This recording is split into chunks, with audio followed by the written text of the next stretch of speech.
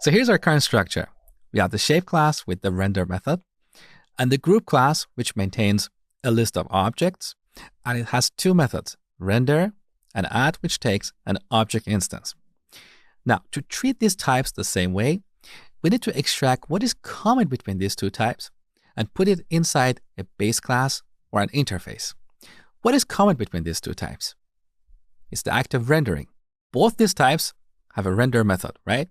So we need to introduce an interface called component and declare the render method here. These types are going to implement the render method differently.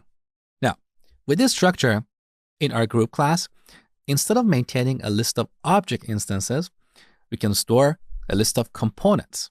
Because a component can be a shape or a group, right?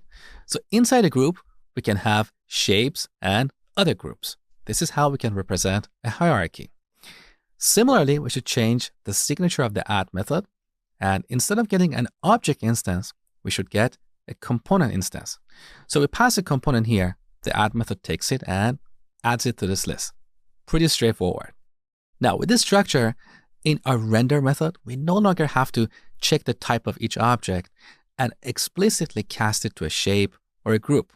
Because when we iterate over this list of components, we're dealing with component objects. Every component has a render method, so we can simply call it without having to explicitly cast it to a shape or a group instance. And this is what we call the composite design pattern. We use this pattern whenever we want to represent a hierarchy, and we want to treat the objects in this hierarchy the same way. Whether they're containers or parts, we want to treat them the same way. As another example, think of your file system.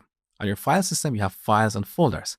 If you delete a folder, you want all the files and folders in that folder to be deleted recursively.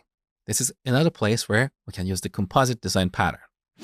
Here's the structure of this pattern in the Gang of 4 book.